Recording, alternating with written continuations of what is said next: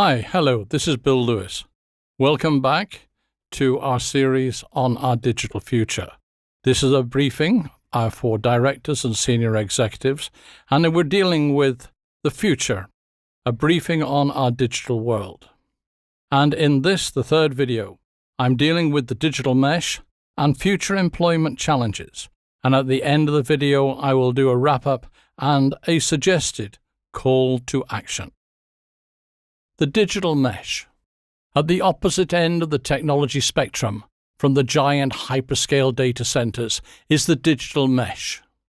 That places in the hands of the users vast knowledge, computing power, and science fiction-style resources, and a changing world.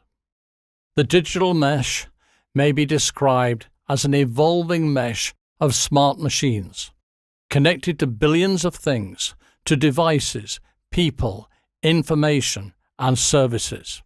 The digital mesh creates a completely new ambient experience. That is, it changes the world in which we live in almost every conceivable way. To understand the digital mesh, it's instructive to look at devices, at information, and at systems. Devices are endpoints, the myriad of connection points into the internet and what lies beyond, bringing to our fingertips information from a network of smart, intelligent things. Endpoints are mobiles, our smartphones, wearables, the smart watch or the fitness band, the consumer and home electronics, and environmental Internet of Things sensors. Devices are our access points to information and which receive our commands, whether conveyed by touch, text or voice or gesture, and which cause other devices to react to our command or to provide us with insight and answers. These endpoints are used by people to access applications and information and to interact with people, friends, co-workers, customers, suppliers, government, businesses, and to reach across the globe. The smart devices increasingly allow users to connect well beyond anything that we have experienced before. At the same time, these devices feed back intelligence and information about us to suppliers, to social networks, to applications, and increasingly to government agencies. Beyond the user's main interface with the digital world will be autonomous agents that operate on an owner's behalf, but without any interference from the owner. These are software apps that influence and control the user's environment, take action to protect assets, for example, to switch on heat as the temperature drops, to replenish home and business inventory automatically, to reorder a sick person's pharmaceuticals, to change store inventory in response to a demographic change, for example, a city's freshman influx. Devices host intelligent apps and software, which permeate a wide range of devices, where one device, a smartphone, mirrors another, the computer, and another, your car's computing system, and another, from an app on your phone or from a voice-commanded virtual assistant. You can access your healthcare professional, your confidential records held by the clinic or the hospital. You can access the reservation schedule at your favorite restaurant, and you can see where a package shipped to you from across the world is at any moment in time. A giant, global, regional, and local web of applications and information feeds the personal applications that you have on your device and at your disposal. Increasingly, intelligent apps and software are more sophisticated and communicate with you in a more proactive mode, using augmented reality to lead you to an item in a supermarket, to provide you with recommendations for your upcoming weekend based on you and your family's demographics, your location, your budget, or setting your home to a comfortable temperature as you leave the office. Personalized artificial intelligence will drive these apps to create and influence your life choices. Apps with decision-making ability will create advanced collaborative behavior among both devices themselves and humans. Users speak to an app and the app initiates an action or an event. From its simplest level, asking Siri to search Google, to an eye gesture to activate the turn of an aircraft, the user interface learns to interact with you, your voice, your gestures, and the interface develops a personal level of intelligence. There are on-demand resources, interconnected devices, artificial intelligence, together with other features and characteristics which we've just identified. These create a new, seamless, ambient user experience, where everything is happening with minimal intervention in accordance with the user's demands or the user's needs. There will be between 25 billion and 50 billion devices around us by 2020. It depends on which survey you read. But in any event, these are producing a massive amount of real-time data, a ginormous data stream. And this data stream is effectively creating an information of everything. This treasure trove of bytes creates a new meaning to big data in an area which is being mined and analyzed, manipulated and curated, and using advanced machine learning, where at transactional and computing levels, systems and application are autonomous and develop their own protocols. Step deeper and we find deep neural nets, systems modeled on the human brain.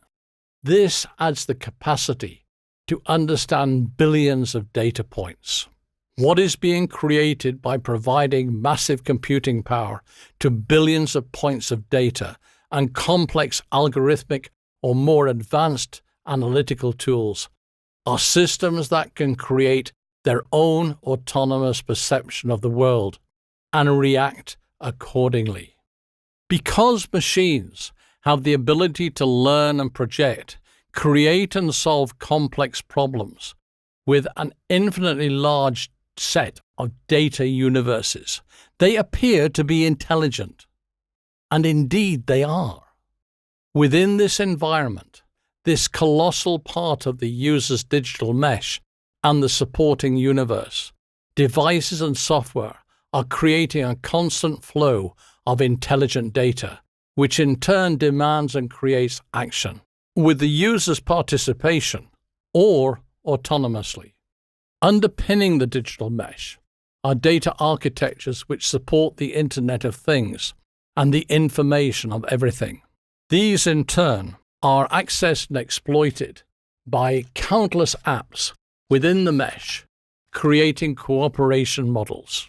To power this amazing environment at the user end level and throughout the enormous infrastructure, advanced system architectures and adaptive security architectures have been developed to monitor and control highly complex computing environments, and which look at global deployment across hyperscale computing environments at the one end and complex mesh applications and cooperation models at the other end. The intense computing architectures to make the environment viable are sitting in cloud-based environments connected to the IoT and IoE environments. As we speak, computing systems, speed, capacity are doubling every 2 years and has been since the 1960s.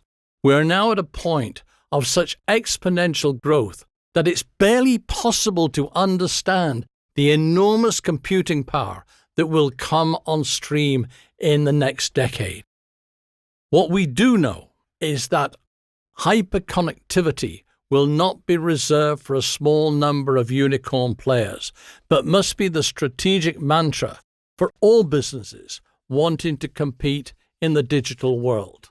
To match customer experiences and expectations, businesses must adopt a multi-channel approach to sales that seek to provide the customer with a seamless shopping experience, whether the customer is shopping online from a desktop or mobile device, by telephone, or in a bricks and mortar store. This omni-channel approach is a reflection of the choice that customers have in how they engage a brand, how brands enable their clients and consumers to use these channels to engage with them. Is the choice between capture and loss of a customer's dollar. Each customer or employee or contractor has a unique digital ecosystem. The center of that person's individual digital mesh. The successful hyperscale business and the disruptors and the innovators who will capture mindshare, revenue, and profits place themselves at the heart of this ecosystem with a dynamic and seamless experience.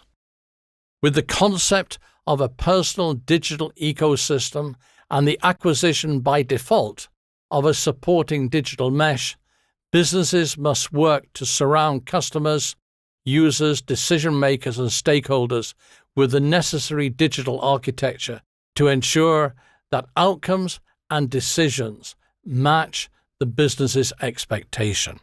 Moving from the digital mesh, let's step into some commentary on future employment models. The workplace is not immune from the impact nor the opportunities of digitization. The factors we have examined thus far is having a far-reaching effect on how, where, why, and when people work, and how companies and businesses choose to resource their enterprise. We will take a high-level look at what is causing disruption in the workplace by considering what is happening today and is projected in the near term, organizational responses, and future employment models.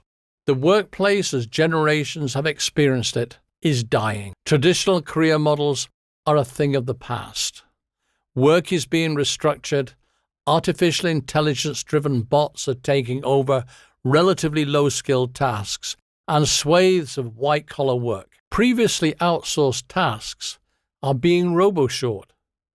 Digital processes, smart machines, autonomous applications are delivering work that in a previous generation would have been delivered by an army of people. Digital newcomers and hyperscale companies have revenue and profit per employee at levels which are several magnitudes different from conventional businesses. What is defined as work is also changing for many people. 30% of people in the USA and a similar number in Australia are now freelance, and this is expected to top 50% by 2020.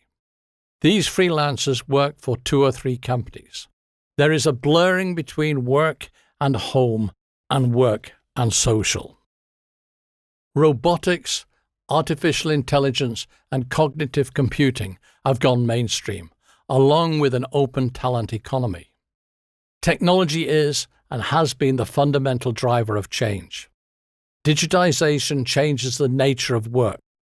Jobs lost to artificial intelligence will never come back. Platforms create a global freelance workplace, and technology makes it easier to find work and work remotely.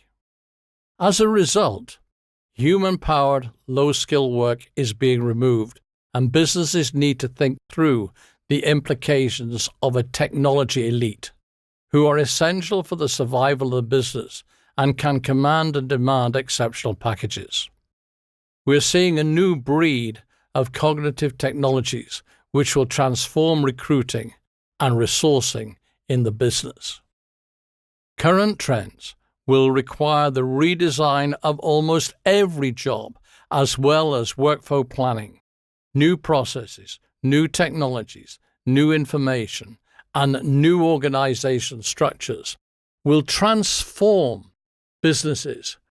Today's business must respond by various means to move digitization from meager levels of laggard companies towards 100% of digital leaders. This is no optional strategy, but it is an imperative to remain competitive. Companies can no longer consider their workforce as employees on a balance sheet, but must include freelancers, gig economy workers, and crowdsourcers. Contractual relationships now encompass new forms of client-supplier relationships, including freelancers, hybrid project teams, akin to movie set production, where expertise is contracted and then goes. SMEs and micro multinationals providing alternative supply chain opportunities and new relations will replace the conventional employer-employee contract. HR is in the midst of a significant identity change. A recent major Deloitte survey found that only 35% of HR functions felt that they were managing at a good or excellent level given the changing demands.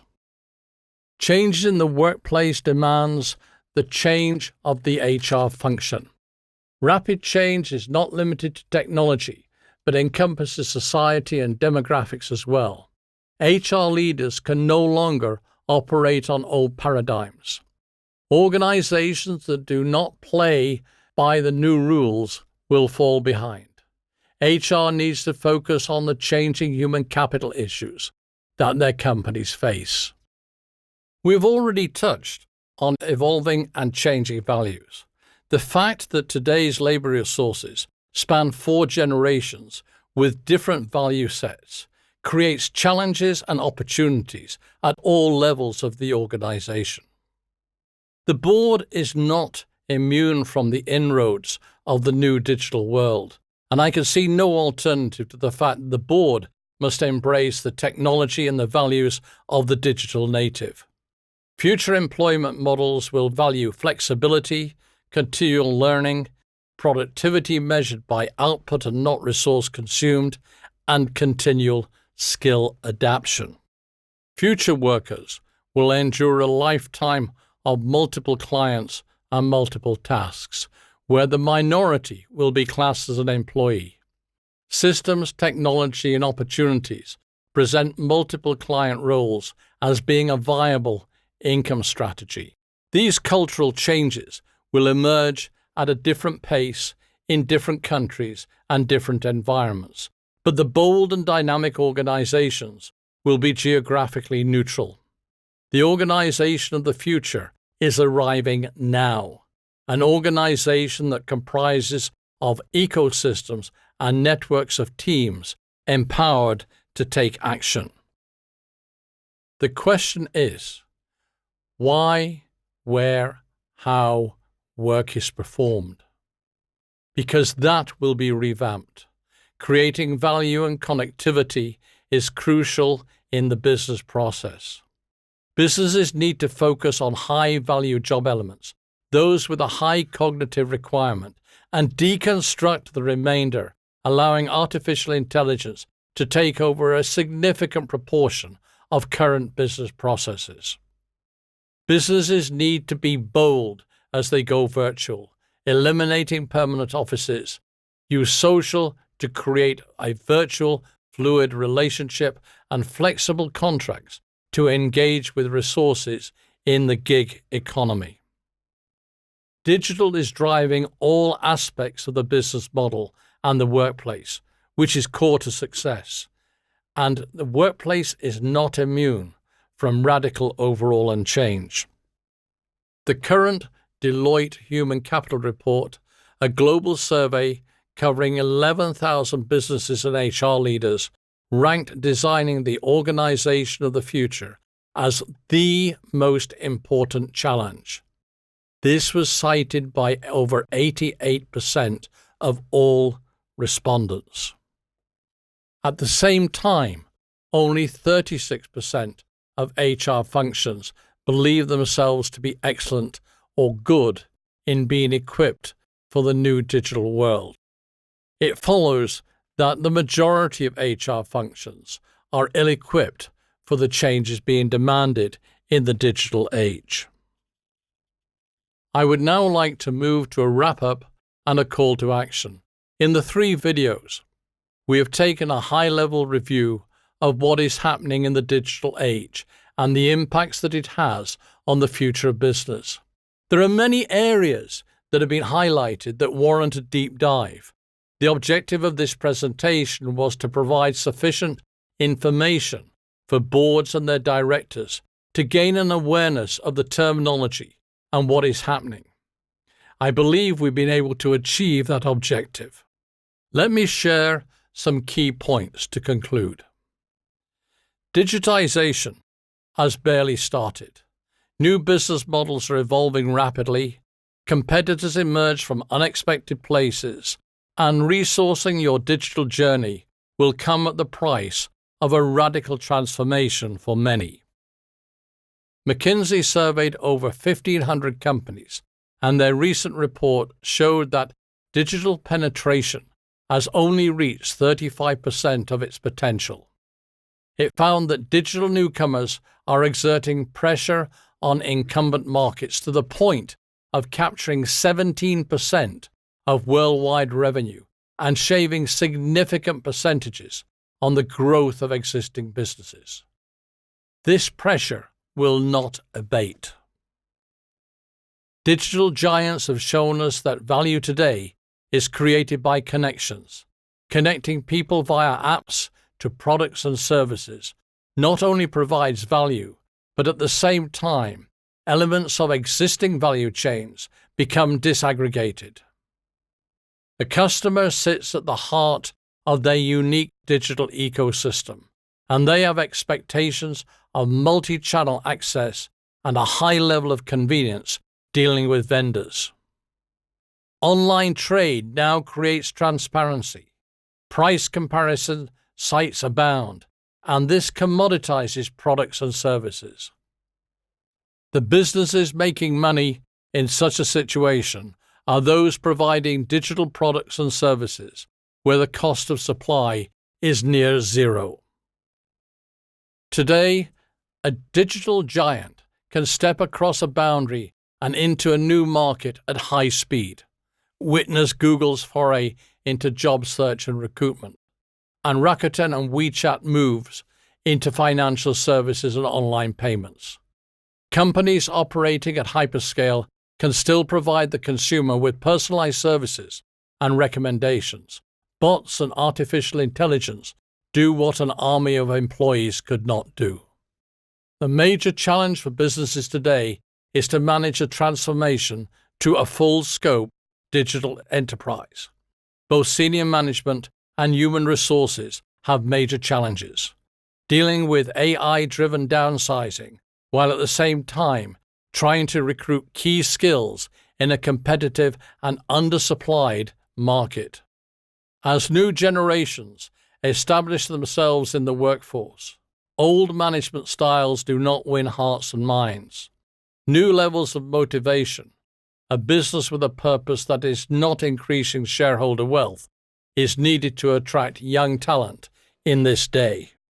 For those who are prepared to take the plunge, for the brave, survival is possible, though not assured. It's a challenging frontier, and you may need help and assistance. Effort and knowledge is required. What is certain is that failing to transform to a digital business will place you in the laggard category, facing ultimate extinction.